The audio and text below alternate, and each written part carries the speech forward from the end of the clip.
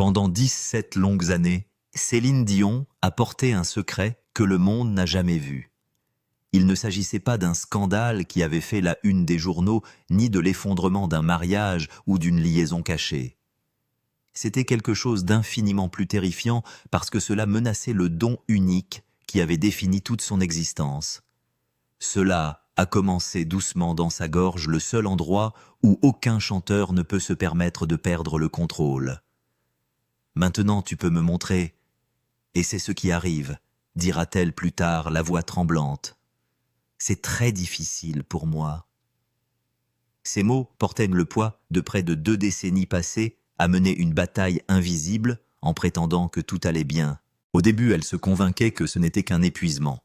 Des répétitions interminables, des tournées incessantes, des nuits blanches et des années passées à pousser son corps au-delà de ses limites semblaient toutes des explications raisonnables.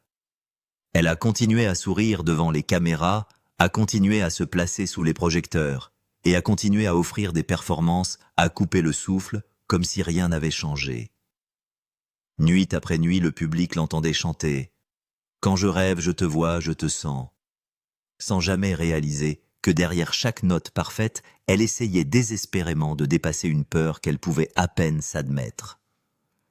La plus grande tromperie n'était pas celle qu'elle présentait au monde.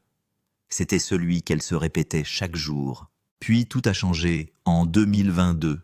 Après des années de questions sans réponse, d'apparitions annulées et d'inquiétudes croissantes des fans, la vérité a finalement éclaté. Sa maladie portait un nom que la plupart des gens n'avaient jamais entendu auparavant. Le syndrome de la personne raide, un trouble neurologique extraordinairement rare, capable de transformer les muscles du corps en prisons implacables. Le diagnostic a choqué des millions de personnes, mais peut-être que personne n'a été plus ébranlé que Céline elle-même. Aujourd'hui, à 58 ans, elle se trouve à un autre carrefour, prenant une décision si audacieuse que même ses proches auraient eu du mal à la comprendre. Le danger derrière cette décision est bien plus grand que ce que la plupart des gens qui regardent de l'extérieur le réalisent pleinement. Le moment qui a tout changé ne s'est pas produit sous les lumières vives d'une scène ou dans une arène à guichet fermé. L'événement s'est déroulé tranquillement en juin 2024 dans une salle de thérapie privée où aucun public n'attendait pour applaudir et aucun orchestre ne se préparait à jouer. Céline était allongée sur une table de massage, entourée uniquement des membres de son équipe médicale lorsque son corps la trahit soudain.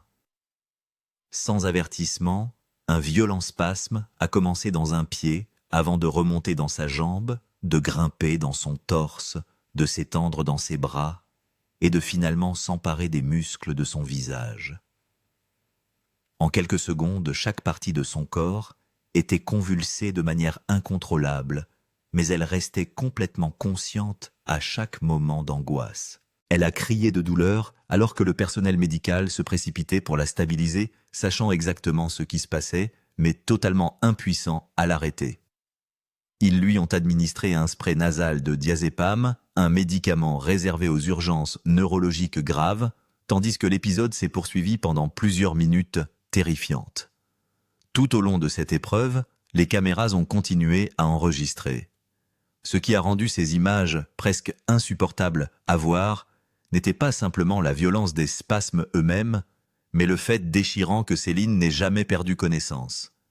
Elle a vécu chaque contraction, chaque vague de douleur, chaque seconde effrayante en pleine conscience, incapable d'échapper à ce que faisait son propre corps. C'est ce qui transforme la scène de dérangeante en déchirante. Elle n'était ni inconsciente ni protégée par sédation. Elle sentit chaque muscle se contracter contre sa volonté. Elle comprenait chaque seconde terrifiante, reconnaissait chaque mouvement que son corps faisait et ne pouvait toujours absolument rien faire pour l'arrêter. Lorsque les spasmes se sont finalement calmés, elle a prononcé un seul mot, qui, d'une manière ou d'une autre, avait encore plus de poids émotionnel que la crise elle-même. Elle a dit que les épisodes l'avaient laissée embarrassée. Cette confession discrète a persisté longtemps après la fin de la douleur physique, car elle révélait à quel point cette maladie avait profondément touché son sentiment d'identité. Pensez à ce que signifie ce mot venant de quelqu'un comme Céline Dion. Il s'agit d'une femme qui s'est produite devant des rois, des reines, des présidents, des premiers ministres et devant des dizaines de milliers de spectateurs. Elle s'est tenue seule, sous les lumières les plus brillantes du monde, commandant les stades, avec rien d'autre que la puissance de sa voix. Pourtant, la maladie qui s'attaquait à son système nerveux l'avait réduite à avoir honte de son propre corps, comme s'il avait fait échouer la vie extraordinaire qu'elle avait passé des décennies à construire. Ce n'était plus simplement une condition médicale, c'était devenu une trahison profondément personnelle, une trahison qui remettait en question les fondements mêmes de ce qu'elle croyait être. Même les personnes qui ont documenté son voyage ont eu du mal à comprendre ce dont elles étaient témoins. La réalisatrice Irene Taylor a admis plus tard que filmer la crise était devenu l'une des décisions les plus difficiles sur le plan émotionnel de toute sa carrière. Une partie d'elle-même voulait instinctivement baisser la caméra pour protéger la dignité de Céline en permettant à ce moment de rester privé. Une autre partie pensait qu'aucun public ne devrait jamais voir quelqu'un souffrir aussi ouvertement. Mais Céline avait déjà exprimé clairement ses souhaits. Elle a demandé à l'équipe de continuer le tournage et de décider plus tard si les images appartenaient au documentaire terminé. Cette demande contenait un acte de courage extraordinaire, une volonté d'exposer la vérité la plus dure sur sa maladie si cela pouvait aider les autres à comprendre à quoi elle était confrontée. Puis, de manière presque incroyable, l'histoire a pris une autre tournure dramatique. Quelques mois seulement après l'enregistrement de ces scènes douloureuses, le monde entier a vu Céline debout, au-dessus de Paris, sur la Tour Eiffel, lors des cérémonies d'ouverture des Jeux Olympiques. La pluie tombait sans relâche du ciel, sous les yeux de millions de personnes à travers le monde. Vêtue d'une élégante robe blanche, elle chantait avec un contrôle étonnant, une grâce remarquable et une puissance émotionnelle qui semblait presque impossible après tout ce que le public avait récemment vu. C'était la même femme, c'était le même corps, c'était la même maladie incurable. Pourtant, d'une manière ou d'une autre, le moment s'est transformé en quelque chose de complètement différent. Cette performance époustouflante soulève la question qui est aujourd'hui au cœur de l'histoire de Céline Dion. Elle se prépare à ce qui pourrait devenir l'un des retours les plus remarquables de l'histoire de la musique moderne. Les concerts se vendent à guichets fermés. Les fans du monde entier ont désespérément besoin de la voir à nouveau sous les projecteurs. Pourtant, le trouble neurologique avec lequel elle vit n'a pas de remède, seulement des traitements conçus pour gérer les symptômes et ralentir sa progression. Des millions de personnes veulent croire qu'elles assistent au retour triomphal de l'un des plus grands artistes de l'histoire. Mais que voit-il exactement? Est-ce la victoire ultime de la détermination humaine ou est-ce un courage extraordinaire face à un risque inimaginable? Pour vraiment comprendre ce que Céline combat, aujourd'hui, il faut d'abord apprécier tout ce qu'elle a construit avant que la maladie n'entre en scène. Elle n'est pas simplement devenue une autre chanteuse à succès. Elle s'est bâtie l'une des carrières les plus extraordinaires que l'industrie musicale ait jamais connue. Née le 30 mars 1968 à Charlemagne au Québec, elle entre dans une famille où la musique était ancrée dans la vie quotidienne, malgré des difficultés financières constantes. En tant que cadette d'une famille de 14 enfants, elle a grandi entourée non pas de luxe, mais de mélodies, d'harmonie et de la simple joie de faire de la musique ensemble. Son père remplissait la maison au son de son accordéon, tandis que sa mère organisait la famille en un groupe de spectacle qui devenait le cœur de leur maison. Pour la jeune Céline, la musique n'a jamais été une ambition en attente quelque part dans le futur. C'était simplement le monde dans lequel elle vivait déjà. Lorsqu'elle a grimpé sur un petit tabouret du piano-bar familial et a commencé à chanter, cela lui a semblé aussi naturel que respirer. Elle n'avait que 5 ans lorsqu'elle se produisit devant un véritable public, non pas des camarades de classe lors d'un récital scolaire ou des voisins réunis à l'église, mais des inconnus venus spécialement pour entendre de la musique. La scène est entrée dans sa vie presque avant qu'elle comprenne ce que cela signifiait. Et à partir de ce moment, elle ne l'a jamais vraiment lâché. C'est devenu l'endroit où elle se sentait la plus vivante, la plus confiante et la plus complètement elle-même. Sa première grande percée internationale est arrivée d'une direction inattendue. À seulement 19 ans, elle est montée sur la scène de l'Eurovision à Dublin, représentant la Suisse plutôt que son Canada natal. Chantant entièrement en français, elle a livré une performance si puissante que la victoire se résumait à un seul point. Un seul point, séparait le triomphe de la défaite, mais cette petite marge lui ouvrait la porte à une carrière mondiale qui transformerait sa vie à jamais. Parfois, l'histoire change à cause de moments énormes. Parfois, cela change à cause d'un seul vote. Cependant, aucun de ces succès n'aurait probablement eu lieu sans René Angélil. Alors que Céline n'avait que 12 ans, ses frères ont envoyé une démo de son chant au directeur musical expérimenté. De nombreux professionnels auraient écouté poliment complimenter la jeune fille et seraient passés à d'autres projets. À la place, René a fait quelque chose de presque inimaginable.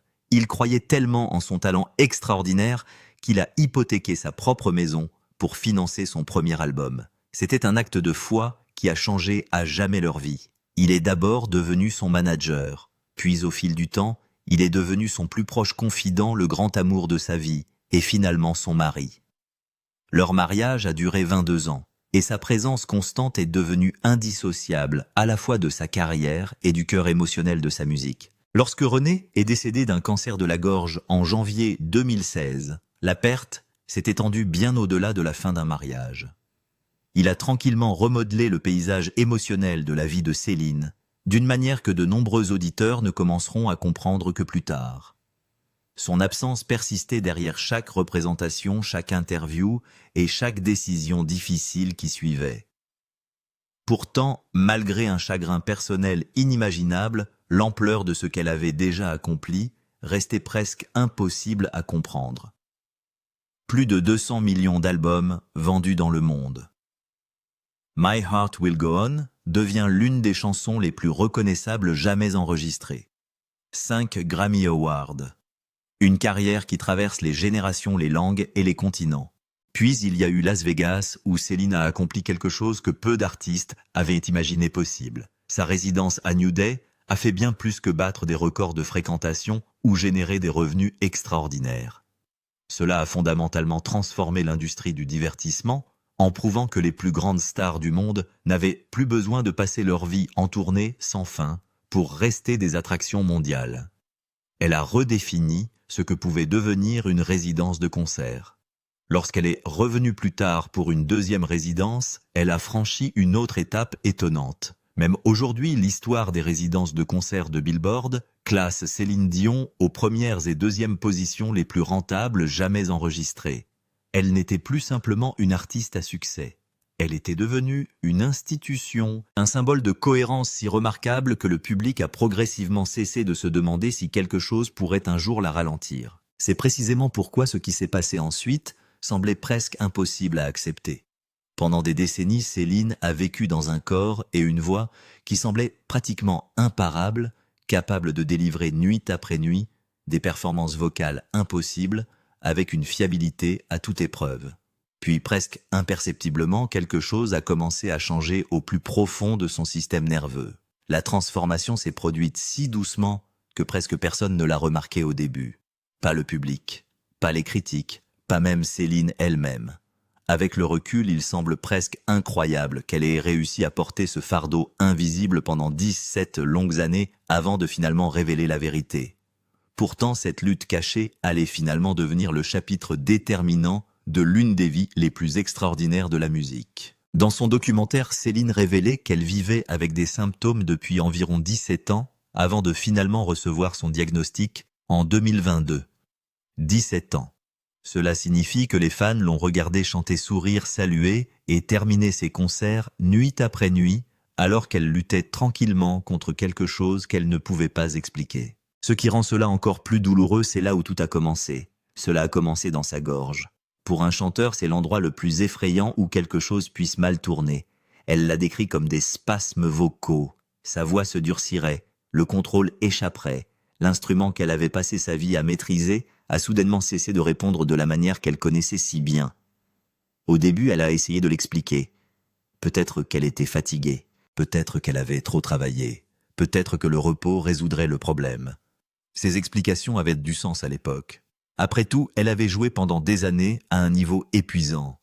Mais une autre possibilité surgissait lentement sous ses excuses. Et cette éventualité était bien plus difficile à affronter. Si votre voix n'est pas seulement votre carrière, mais le centre de votre identité, en perdre le contrôle, c'est comme perdre la carte de toute votre vie. Céline a dit un jour qu'avant que la maladie ne la frappe durement, elle suivait sa voix partout. Cela l'a guidée, cela lui a apporté de la joie, cela a donné forme à la meilleure version d'elle-même. Ainsi, lorsque cette voix a commencé à faiblir de manière étrange et effrayante, elle n'a pas eu de moyen facile de la traiter. La peur était trop profonde, elle l'a donc gardée cachée. Pas parce qu'elle voulait tromper qui que ce soit, parce qu'elle essayait de survivre. Puis les signes sont devenus plus difficiles à cacher. En octobre 2021, elle a reporté l'ouverture de sa nouvelle résidence à Las Vegas, au Resorts World Theater. La raison officielle était des spasmes musculaires graves et persistants. Le public a entendu ces paroles, mais il ne connaissait toujours pas toute l'histoire. Aucun diagnostic n'avait été partagé, aucune explication n'avait été donnée. C'était juste une autre vague annonce sur des problèmes de santé. Quelques mois plus tard, en janvier 2022, elle annule les dates restantes de sa Courage World Tour. Encore une fois, l'explication faisait référence à des spasmes musculaires et à un avis médical. Pourtant, le véritable nom de cette maladie restait inconnu du public. Lorsqu'elle a ensuite parlé ouvertement dans le documentaire, elle a révélé quelque chose de déchirant. Il y avait des moments sur scène où elle tournait le micro vers la foule parce qu'elle ne pouvait pas faire confiance à sa propre voix pour porter la note. Les gens ont peut-être pensé que c'était un geste chaleureux, une manière de partager la chanson avec son public. Parfois c'était le cas. Mais parfois c'était aussi une couverture, une façon de cacher la vérité. Elle a ensuite décrit ce silence comme un mensonge qu'elle ne pouvait plus porter. Pendant près de 2 décennies, le monde l'a regardé se produire. Et pendant tout ce temps, la véritable bataille est restée cachée à la vue de tous, le mot que personne n'avait entendu. En décembre 2022, Céline Dion s'est assise devant une caméra et a dit la vérité au monde. On lui avait diagnostiqué le syndrome de la personne raide. Pour beaucoup de gens, c'était la première fois qu'ils entendaient en ces mots. Au même moment, elle annonce qu'elle annule sa tournée mondiale Courage. La maladie qui la hantait depuis des années avait enfin un nom. Et ce nom était accompagné de son propre genre de peur. Alors qu'est-ce que le syndrome de la personne raide ? En termes simples, il s'agit d'une maladie neurologique auto-immune rare. Il provoque une raideur musculaire sévère et des spasmes douloureux. Ces spasmes peuvent survenir sans avertissement. Elles peuvent toucher le torse, les bras, les jambes et parfois même le visage. Le corps devient rigide. Le mouvement devient difficile. Des sons ordinaires, un contact soudain, le stress ou une émotion forte peuvent déclencher une crise. Cette dernière partie compte plus que la plupart des gens ne le pensent. Cette maladie ne répond pas seulement à un effort physique. Il peut également répondre aux sentiments. Le système nerveux devient hyperactif. Dans de nombreux cas, les personnes atteintes de cette maladie ont de très faibles niveaux de GABA, une substance chimique présente dans le cerveau qui aide à calmer l'activité nerveuse et à réguler les mouvements. Lorsque ce système calmant ne fonctionne pas bien, le corps reste nerveux, les freins échouent, les muscles tirent alors qu'ils ne le devraient pas. L'émotion peut devenir un déclencheur parce que le corps ne peut pas s'installer comme il le devrait. Pensez maintenant à ce que cela signifie pour Céline Dion. Elle est chanteuse. Toute sa vie a été construite autour de l'émotion. Un spectacle live apporte des lumières, du son, de l'excitation, de l'adrénaline, de la tension et de la libération. Le public se lève. La musique enfle. Le moment devient électrique. Pour la plupart des artistes, cette énergie est le carburant. Pour Céline, cela peut aussi être une menace. C'est le centre cruel de cette histoire. La maladie n'a pas seulement attaqué son corps. Il a attaqué le système exact dont dépend son art. Et il n'y a pas de remède. Cette vérité doit rester bien en vue. Le syndrome de la personne raide peut être traité. Les symptômes peuvent parfois être gérés grâce à une thérapie, des médicaments, des relaxants musculaires et un contrôle minutieux des déclencheurs.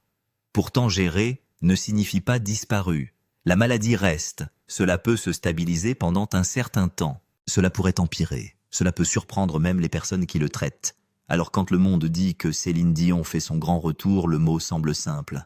En réalité, c'est tout sauf simple. Car que signifie un retour quand la maladie ne disparaît jamais? Cette question suit tout ce qui vient ensuite. Rock bottom capturé par la caméra. En juin 2024, Amazon Prime Video a publié I Am Céline Dion. Très vite, il devient l'un des documentaires les plus parlés au monde. Les gens attendaient un film émouvant. Ce qu'ils ont obtenu était quelque chose de bien plus brut. Céline avait donné au réalisateur un accès complet. Il n'y avait aucun filtre doux sur sa souffrance.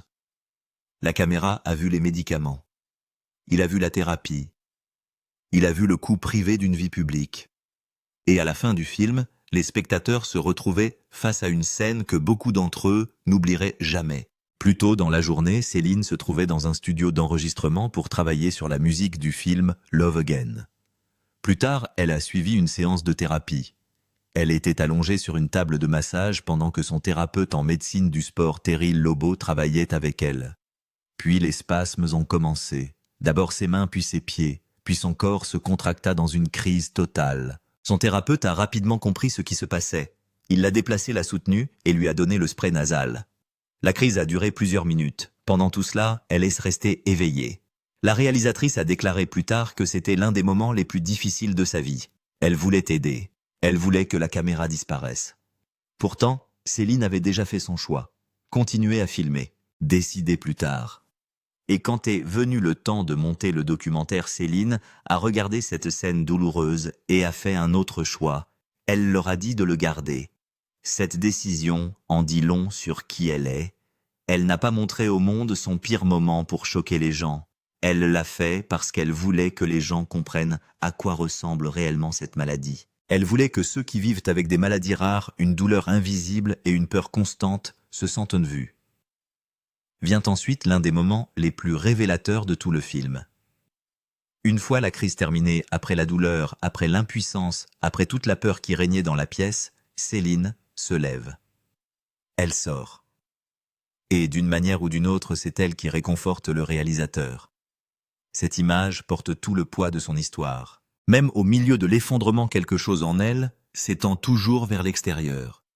Le risque le plus audacieux de sa carrière. Puis vint Paris le 26 juillet 2024, cérémonie d'ouverture des Jeux Olympiques. Depuis des semaines, des rumeurs circulaient concernant un artiste surprise pour la finale. Les organisateurs sont restés silencieux. Son équipe est restée silencieuse. Personne n'a rien confirmé. Le spectacle s'est déroulé à grande échelle, avec la scène au centre et le monde qui regarde. Puis les caméras se sont tournées vers la Tour Eiffel. Elle était là. Céline Dion se tenait au-dessus de la ville dans une robe Dior blanche. La pluie tombait, le piano commença. Puis elle a chanté. La chanson était « Hymne à l'amour d'Édith Piaf ». Ce choix comptait, ce n'était pas aléatoire. Piaf a écrit cette chanson par profond amour et profonde perte. Il véhicule le désir, l'abandon, la dévotion et la douleur. Le fait que Céline chante ces mots à ce moment-là a donné une autre dimension à la performance. Elle ne revenait pas simplement. Elle parlait à travers une chanson qui connaissait déjà le chagrin. Et c'est ce qui a rendu la performance si puissante. C'était une femme qui cachait une terrible maladie depuis des années. Une femme qui avait perdu son mari. Une femme qui avait récemment montré au monde son moment le plus faible et le plus douloureux. Pourtant, maintenant, elle se tenait sous la pluie devant des millions de personnes et ouvrait quand même la bouche. Kelly Clarkson, en commentant la cérémonie pour NBC, l'a qualifiée d'athlète vocale. Cette description semblait tout à fait exacte. Ce que Céline a fait ce soir-là a exigé une discipline, du courage, du timing, du contrôle et une endurance de très haut niveau. De loin, cela paraissait peut-être gracieux, mais derrière cette grâce se cachait un risque énorme. Parce que ce n'était pas une performance simple ou sûre. Son propre documentaire avait déjà montré que chanter pouvait déclencher une crise neurologique. L'intensité émotionnelle pourrait déclencher une crise. L'effort physique pourrait déclencher une crise. La performance olympique portait tout cela. Elle était dehors. C'était mouillé. Le monde regardait en direct. Il n'y avait pas de deuxième essai en attendant dans les coulisses. Si son corps lui avait fait défaut à ce moment-là, tout le monde l'aurait vu. Au lieu de cela, elle a livré la chanson du début à la fin. La foule s'est déchaînée. La représentation est devenue l'un des moments déterminants de la cérémonie. Plus tard cette année-là, elle a publié l'enregistrement en direct sur les plateformes de streaming. Un message discret mais confiant à tous ceux qui sont encore incertains. Elle était toujours là et elle n'était pas prête de disparaître. Le meilleur cadeau d'anniversaire de sa vie. Avant l'annonce officielle, il y avait des signes. Dans les semaines précédant le 30 mars 2026, de mystérieuses affiches ont commencé à apparaître dans tout Paris. Il ne portait ni son visage ni son nom. Il portait des titres de chansons. Pour ceux qui connaissaient sa musique, le message était évident. Puis est venue une publication énigmatique en ligne dans sa voix. C'était court. C'était simple. C'était suffisant pour plonger les gens dans une frénésie. Puis, la date est arrivée. 30 mars 2026. Son 58e anniversaire. Une fois de plus, la tour Eiffel se tenait derrière elle lorsqu'elle annonça la nouvelle. Céline Dion a annoncé qu'elle reviendrait sur scène pour une résidence à Paris. Elle a appelé cela le meilleur cadeau d'anniversaire de sa vie. La chance de se produire à nouveau signifiait clairement plus pour elle que presque toute autre chose. Ce qui a rendu son message encore plus émouvant, c'est la façon dont elle a choisi ses mots. Elle n'a pas dit qu'elle était guérie. Elle n'a pas laissé entendre que la maladie avait disparu. Elle a dit qu'elle se sentait bien. Elle a dit qu'elle se sentait forte. Elle a admis qu'elle était un peu nerveuse. Surtout, elle a dit qu'elle se sentait reconnaissante. Ces mots étaient porteurs d'honnêteté. Ils ont également porté la sensibilisation. Elle sait ce qui vit dans son corps. Elle sait ce que coûtera le fait de monter sur scène. Mais elle sait aussi ce que cela lui rapporte. Le lieu serait la Paris La Défense Arena, la plus grande arène couverte d'Europe. Ce n'était pas un retour tranquille, c'était une déclaration majeure, une immense pièce, une production énorme, un moment immense. Dans un premier temps, 10 spectacles étaient annoncés du 12 septembre au 14 octobre 2026. Ensuite, la demande de billets a explosé d'une manière qui a stupéfié même les promoteurs chevronnés. Près de 9 millions de personnes ont participé à la loterie pour avoir la chance d'acheter des billets. Le nombre était si grand qu'il semblait irréel. La réponse du public a été immédiate et écrasante. 6 spectacles supplémentaires ont été ajoutés. Le total s'élève à 16. Ensuite, d'autres dates ont été confirmées pour mai 2027, prolongeant la résidence sur une année supplémentaire. Cette réponse racontait sa propre histoire. Les gens ne l'avaient pas oubliée. Ils n'avaient pas bougé. Ils ne l'avaient pas remplacé dans leur cœur. Ils attendaient. Et à la seconde où elle a appelé, ils ont répondu. La question que personne n'aime poser maintenant est la partie inconfortable. Il serait facile de transformer cette histoire en une histoire claire de courage et de retour. Il serait facile de mettre une musique entraînante derrière et de terminer par des applaudissements. Mais la vérité est plus compliquée, et la vérité compte. Et Céline Dion souffre toujours du syndrome de la personne raide. Cela n'a pas changé. La maladie était présente lorsqu'elle chantait aux Jeux Olympiques. Il sera là lorsqu'elle entrera dans l'arène à Paris. Il ne s'arrête pas aux gros titres, aux ventes de billets, aux belles robes ou à l'espoir du public. Cela reste imprévisible. Cela reste sérieux. Cela fait partie de sa vie au quotidien. C'est pourquoi sa résidence prévue est un pari si énorme. La performance olympique était une chanson quelques minutes, un seul sommet, un événement soigneusement préparé. Une résidence, c'est tout autre chose. Cela signifie des concerts complets. Cela signifie de longues séries. Cela signifie une tension émotionnelle et physique répétée pendant plusieurs nuits.